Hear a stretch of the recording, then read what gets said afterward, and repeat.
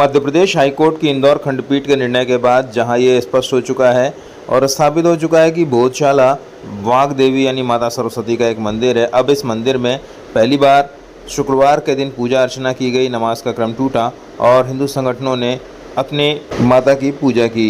इस मौके पर पंडित एचपी तिवारी से बातचीत के कुछ खास अंश हम आपके सामने लेकर आ रहे हैं कि आगे की उनकी क्या कार्य योजना है और वो किस तरीके से इस मुद्दे पर आगे काम करना चाहेंगे।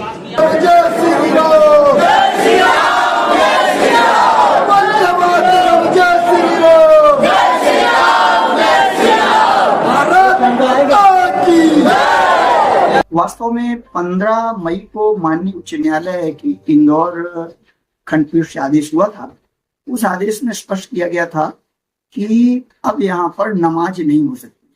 वास्तव में नमाज तो काफी समय से वहां पर जारी थी, पर ये वैधानिक तौर पे 2003 में एक आदेश जारी हुआ था। आदेश भी जारी हुआ था वास्तव में भारतीय पुरातत्व सर्वेक्षण विभाग का, मुस्लिम लोग वहां पर शुक्रवार को नमाज अदा कर सकते हैं और हिंदू लोग मंगलवार को पूजन अर्चन कर सकते हैं मां सरस्वती का। तो हाई कोर्ट ने वास्तव उस आदेश को निरस्त कर दिया और निरस्त करने के बाद उसने जो है नमाज पर रोक लगा दी और ये कहा कि ये पूरा का पूरा जो परिसर है ये हिंदू मंदिर और संस्कृत शिक्षा का केंद्र है। तो जब संस्कृत शिक्षा का केंद्र मान लिया हाई कोर्ट ने, हम तो हमेशा से हजारों वर्षों मानते ही आ रहे हैं, तो हमारा मंदिर था ही, परंतु जब उसमें हाई कोर्ट की मुहर लग गई 15 मई 2026 को, उसके बाद संयोग से वो दिन भी शुक्रवार था। शुक्रवार का मुस्लिम भाइयों ने वहां पर अपनी नमाज अदा की और दूसरे दिन यानी शनिवार को भी, जैसे ही इसका आदेश शुक्रवार को आया था, तो बड़ी संख्या में लोग वहां पर पूजा अर्चन के लिए पहुंचे थे और शनिवार से पूजा अर्चन चालू हो गया था। परंतु कल यानी 22 तारीख को वास्तव में शुक्रवार था, यानी पहला शुक्रवार, हाई कोर्ट के आदेश के बाद पहला शुक्रवार कल 22 तारीख को था। और चूंकि एक बहुत बड़ा ये प्रकरण था पूरे देश के लिए, अयोध्या मामले के बाद शायद ये सबसे बड़ा प्रकरण था इस तरह का। तो चूंकि मैं स्वयं इस प्रकरण का याचिका करता हूँ, तो वहाँ के लोगों का आग्रह था कि आपको रात में आना ही है। तो मैं वहां पहुंचा था और मैंने देखा कि वहां पर शायद जो बसंत पंचमी में जो उत्सव होता था उससे भी बहुत बड़ी संख्या में लोग, मतलब 7 बजे से वहां पर लोगों की लंबी लंबी कतारें लग चुकी थी और उनमें न केवल धार बल्कि आसपास के जिले और दूसरे प्रदेशों, गुजरात, महाराष्ट्र और बिहार के लोग भी आए हुए थे। तो ये लगा कि वास्तव में हिंदुओं में उत्साह है इस प्रकरण को लेकर के। और सुबह से जो आरंभ हुआ पूजा का क्रम लगातार पूरे दिन चलता रहा और कई बार तो स्थिति ऐसी आई कि लोगों को बाहर निकालने के लिए 4-4, 5-5 लाइन लगानी पड़ी और 1.5 घंटे लोगों को इंतजार करना पड़ा बाहर निकलने के लिए, क्योंकि एंट्रेंस एक ही है, आना जाना एक ही दरवाजे से होता है। तो पहले लोगों को निकाला गया, फिर यहाँ के लोगों को एंट्री दी गई। तो कल बड़ा उत्साहपूर्ण माहौल था और ये जो लगभग 7 से 21 वर्षों से जो हमारा संघर्ष चला रहा था, ये एक और महत्वपूर्ण बात है। कई बार लोग कहते हैं कि 7 से 21 वर्षों बाद यहाँ पर पूजा माँ सरस्वती हो रही है, तो ऐसा नहीं था। माँ सरस्वती की पूजा तो होती थी, परंतु कई बार पूजन हुआ, फिर बंद हो गया, फिर हुआ, फिर बंद हो गया। 7 से 21 वर्षों से हमारा लगातार संघर्ष चल रहा था और इनकी जो नमाज है वो जरूर 7 से 21 वर्षों से लगातार वहां पर शुक्रवार पर चल रही है।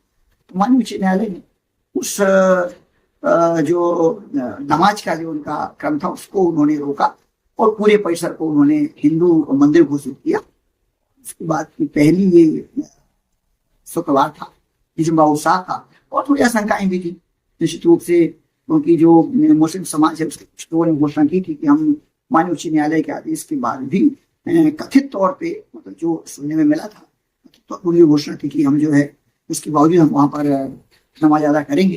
प्रशासन बहुत मुस्तैद था, वहाँ के एसपी शायद सचिन शर्मा जी हैं, तो उन्होंने बड़े स्पष्ट शब्दों में चेतावनी दी थी कि किसी भी तरह से कानून व्यवस्था का उल्लंघन नहीं किया जाएगा और कोई भी ऐसी भूल ना करे प्रशासन से टकराने का। तो उस तरह से मतलब शांति व्यवस्था बनी रही, बहुत बड़ी संख्या में पुलिस बल तैनात था।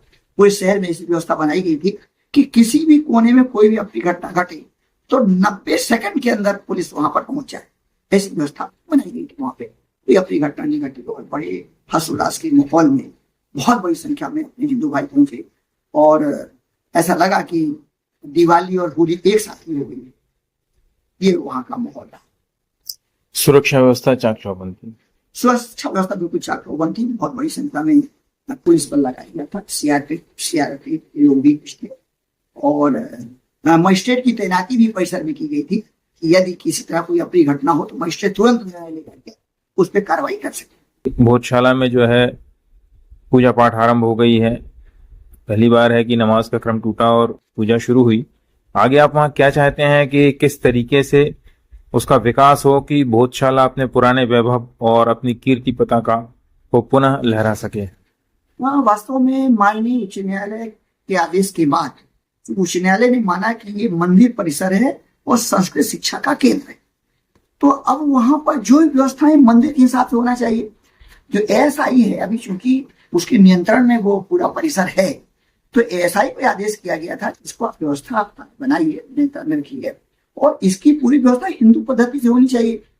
पर ये आदेश 15 तारीख का आदेश हुआ था, 15 मई को, और जब 22 मई यानी एक सप्ताह बाद भी वो व्यवस्थाएं, प्रशासन व्यवस्था तो चुस्त दुरुस्त थी, कहीं कोई अपनी घटना न घटे, परंतु जो एएसआई की व्यवस्था थी उसमें हम लोग और डेवलपमेंट की आशा थी हम लोगों को।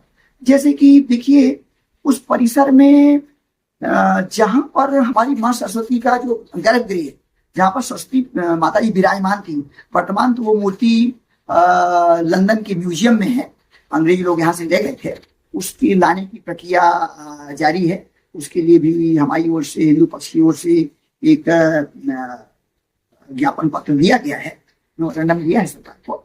उसकी जो भी आपकी कूटनीतिक और राजनीतिक जो भी व्यवस्था है उस मूर्ति को लाया जाए।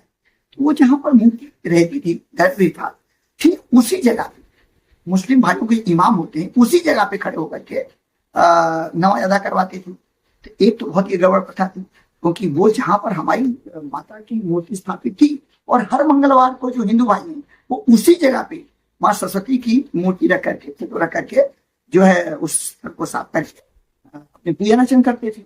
ये तो बहुत ही बड़ी विसंगति थी। तो वो आप उसमें देखेंगे वहां एक मेहराब बना हुआ है, एक ऐसा गोलाकार त्रिकोण बना हुआ है, तो उसमें कुछ आयतें लिखी हुई हैं अरबी में। उसका आशय जो लिखा हुआ है, वास्तव में ये लिखा हुआ है कि अल्लाह के अलावा कोई भी पूजने योग्य नहीं। उसी के ठीक बाजू में एक सिंहासन नुमा सीढ़ी बनी हुई है, फिर सिंहासन बना हुआ है। कहा जाता है कि उसमें जो इनके इमाम वगैरह थे पुराने समय में, वो वहां पर बैठा करते थे। बैठने का आशय क्या था कि चूंकि हमारी जो माँ बाग देवी माँ सरस्वती हैं, उनका गर्भगृह नीचे है और वो उसके ऊपर बैठा करते थे, मतलब हिंदू समाज को सनातन धर्म अपमानित करने के लिए। तो वो उसकी उस सिंहासन की कोई आवश्यकता आज की डेट में नहीं रही। दूसरी चीज, वहां भी वही चीज लिखी हुई है। तो अब ये बताइए कि एक जो मंदिर है, मंदिर में ये जहाँ के हम पूजा कर रहे हैं, हजारों लोग डेली पूजा करने के लिए आ रहे हैं, पूरे देश में लोगों का तांता लगा हुआ है, जहां पर हम पूजा कर वहां लिखा है कि अल्लाह के अलावा कोई भी पूजने योग्य नहीं है। ये तो और अपमान है सनातन संस्कृति का। चलिए ठीक है, 15 तारीख तक तो हम मानते हैं, चलो ठीक है, चूंकि कोर्ट का आदेश नहीं था, पर जब 15 तारीख को आदेश हो गया तो 16-17 तारीख को हर हालत में जो एएसआई है जिसके नियंत्रण में वो है, तो उसको तत्काल उसको मेहराब हटा दिया जाना चाहिए था। तो इसके लिए फिर अभी आपने क्या किया? उसके लिए हमने 18 तारीख को एक मेमोरेंडम भारत सरकार को और एएसआई का जो महानिदेशक होते हैं उनको हमने दिया है, सर इनको आप तत्काल हटाएं, क्योंकि ये हमारी भावनाओं को आहत कर रहे हैं। और जो हमारे हजारों लोग वहां पर पूजन कर रहे हैं, वहां आप लिख रहे हो कि ये अल्लाह के अलावा कोई पूजने योग्य नहीं, जब हम माँ सरस्वती की पूजन अर्चन कर रहे हैं, तो इसको तत्काल हटाया जाए। और दूसरी चीज की, चूंकि हाईकोर्ट ने कहा कि इसकी व्यवस्था कैसी करनी है, मंदिर की पद्धति से, क्योंकि मंदिर घोषित हो गया ये, तो मंदिर में तो कोई हो नहीं सकता। मंदिर में किसी मंदिर में संबोधन के लिखा हो कि भैया ये अल्लाह के अलावा कोई पूजने योग्य नहीं, भाई मंदिर तो पूजा के लिए ही है। एक तो ये होना चाहिए। दूसरी चीज है, वहां पर जमीन के नीचे हनुमान जी महाराज की प्रतिमा दबी हुई है। उस जगह पर हम लोग कभी पैर नहीं रखते। उस पर हम लोग हर मंगलवार को गदा की हम स्थापना करते हैं, वहां पूजा अर्चन करते हैं। तो हमारे जो पुराने लोगों ने देखा है, आंखों की बात है, भाई यहाँ पर हनुमान जी महाराज की मूर्ति है, उस मूर्ति को निकाला जाए। अभी जो एएसआई सर्वे हुआ तो उसमें ये बात आई थी, तो सरे वालों ने कहा कि नहीं साहब, हम कोई ऐसी बहुत दूसरी खुदाई नहीं करेंगे। तो तब तो ठीक है भाई, आप तो प्रतिबंध, पर आप तो चूंकि अब हिंदू पक्ष सहमत इस बात से, उस हनुमान जी की मूर्ति को निकाला जाए, उनको ससम्मान उनको स्थापित किया जाए, प्राण प्रतिष्ठा की जाए। दूसरा, जैसे हम मस्जिद में प्रवेश करते हैं, सॉरी जैसे हम गौशाला में प्रवेश करते हैं, तो जिसकी जो पहले एंट्रेंस है, देरी है, उसके ऊपर एक मूर्ति है, उसको ऐसा उल्टा लेटा करके उसमें लगाया गया है। वो इसलिए शायद लगाया गया होगा ताकि जब लोग जाएं तो उस पर पैर रख के जाएं, ताकि हमारी आस्था को ठेस पहुंचे। तो आज भी उसका आकार दिखता है, तो चूंकि उल्टी है तो मूर्ति से आकार दिखता है, उसको ही तत्काल वहां से निकाला जाए और उसको ससम्मान प्रतिष्ठा की जाए, और सारी व्यवस्थाएं हिंदू पद्धति से वहां पर चालू की जानी चाहिए।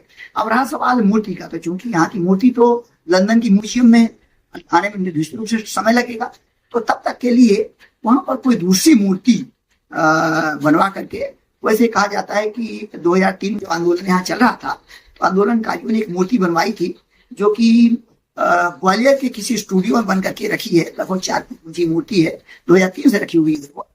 तो वो भी यहाँ के लोगों की आस्था के प्रतीक है। तो जब तक वहां से मूर्ति नहीं आ रही है, तब तो ग्वालियर वाली मूर्ति को जो है यहाँ पर स्थापित किया जा सकता है। ऐसी मांग भी हमने ASI से और भारत सरकार से की। वास्तव में जो ये गौशाला परिसर है, परिसर बहुत बड़ा है। ASI के नियमों के में ये कहा जाता है कि पूरा परिसर कभी 48 किलोमीटर क्षेत्र का, फिर कुछ दिनों बाद कुछ ऐसी भी मान्यताएं हैं कि 12 किलोमीटर क्षेत्र का परिसर था। परंतु ये अवश्य है कि वहां लगभग 12,000 से अधिक विद्यार्थी पूरी दुनिया के आकर के शिक्षा अध्ययन करते थे। यदि 12,000 विद्यार्थी को मान लिया जाए, तो उनका जो है विद्या अध्ययन करना, उनका आवास व्यवस्था, इस सब के लिए बहुत बड़ा परिसर चाहिए था। ये बहुत बड़ा परिसर था। और वास्तव में जो गौशाला की जो बाउंड्री बनी हुई है, तो परिसर बोलेंगे, बाउंड्री क्या मतलब, जो मेरा बना हुआ है, उससे बिल्कुल सट करके दोनों साइड वर्तमान में 2 इनकी दरगाह या मस्जिदें बनी हुई है, राइट भी और लेफ्ट भी। वास्तव में जो हमारी मान्यता है, हिंदू समाज की मान्यता है, वो भगवान शिव और भगवान हनुमान जी महाराज के वो मंदिर थे, जिनके ऊपर जो है ये मस्जिद बनाई गई। मेरी मांग है भारत सरकार से कि उसका भी अब सर्वे कराया जाए। सर्वे कराने के बाद उस पर जो कि हमारी मान्यता है शिव और हनुमान जी के मंदिर होने का, तो वहां पर जो है पुनः से मंदिर का निर्माण किया जाए, उसको वहां से हटाया जाए ताकि मंदिर का निर्माण हो, और हम जो अपने माँ वाग्देवी के साथ साथ हनुमान जी महाराज शिव की आराधना भी कर सकें। और अभी माननीय उच्च न्यायालय ने ये भी कहा था कि साहब, अगर ये मुस्लिम पक्ष मांग करे तो इनके लिए किसी दूसरी जगह जमीन दी जा सकती है। अब प्रश्न यहाँ ये उठता है कि ये जो परिसर था, बहुत सारा परिसर, इसमें उनका सिर्फ शुक्रवार को वो नमाज अदा करते थे, मतलब एक दिन, और बाकी के समय जो उनका बाहर जो ये है, जो दरगाहें बनी हुई उनकी, उसमें अपना पूजन अर्चन जो भी वो किया करते थे। तो यदि सरकार उनको कोई भूमि आवंटित करती है, सरकार से भी आग्रह होगा कि ये जो उनकी मस्जिदें हैं बाजू में, लेफ्ट और राइट में, उसको भी वहां पर से हटा करके नई जगह शिफ्ट किया जाए। साथ में वहां पर बहुत सारी जो है क्या मजाक है, कब्र बोलते हैं, तो जिसको आप ये मानते हैं कि साहब इसके अंदर कोई मतलब उनका मृत आत्मा है ना, मृत को जैसे दफनाते हैं, तो बहुत सारी ऐसी चीजें भी हैं। हमारी हिंदुओं की मान्यता है कि वास्तव में ये जो नाथ संप्रदाय की जो समाधियां हैं, नाथ संप्रदाय के संत हुआ करते थे, उनको वहां पर हमारे इसमें भी दफनाने की प्रथा है संतों में। ये सभी की नाथ संप्रदाय की समाधियां हैं, जिसको बाद में मुस्लिमों द्वारा उसका जो है उस पे ग्रीन कलर पोत करके चादर चढ़ा करके अलग रूप दे दिया गया था। तो हमारी ये भी मांग है कि भविष्य में किसी प्रकार की कोई टकराव ना हो, कि पूरा परिसर खाली कराया जाना चाहिए। वैसे भी जो ASI द्वारा संरक्षित परिसर है, उसका 100 मीटर का एरिया उनके संरक्षण में ही माना जाता है। उसके अलावा 300 मीटर और उनके संरक्षण में होना चाहिए, उन्हीं का नियम, ASI का नियम है। इस तरह से लगभग 400 वर्ग मीटर का एरिया निश्चित तौर पे ASI संरक्षण में होना चाहिए, और उसको पूरी तरह